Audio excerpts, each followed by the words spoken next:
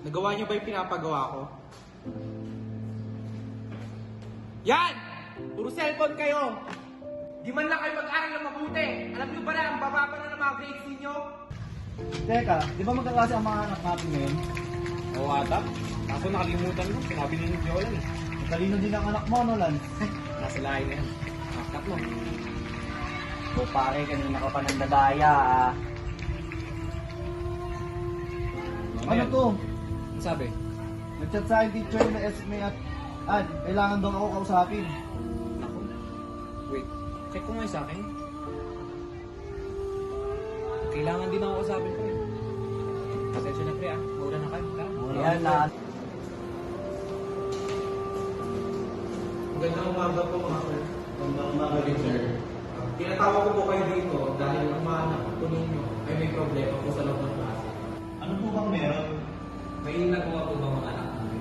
Madalas na po sila nahuhuli ng cellphone habang nag-discuss ang mga teacher nila. Nako sir, hindi po ba normal na yan para sa mga bata? Tama po kayo dyan, kaso nagiging sagabal na ito sa kanilang pag-aaral. Ano po ba ang mga pinagagawa nila? Lagi silang nagtitiktok. Pag pinagsasabihan, sila pang nagagalit. Kapag pinagre-recite, ang ginagamit Google at ChatGPT. Kayo dalawa, ano narinig ko sa sir nyo? Esme, kinakausap kita. Tay, wait lang. May pinapanood ako. Yan yung sinasabing problema ng sir nyo. Cellphone kayo ng cellphone. Bakit mo mapapagrades nyo? Ano yung naririnig ko tungkol sa teacher mo? Ha? Ba't mo mababa grades mo? What? Hindi ah. Anong hindi? Kakakausap ko lang sa teacher mo.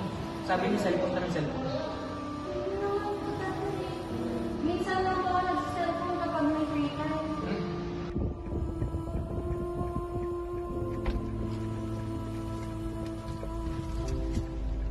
Ay, oh my gosh. Ang ingay ni Dad.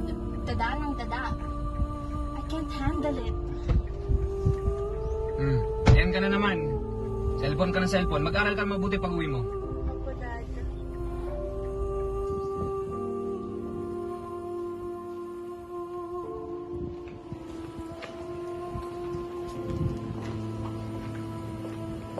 Esme, nag-chat si Jolan sa GC.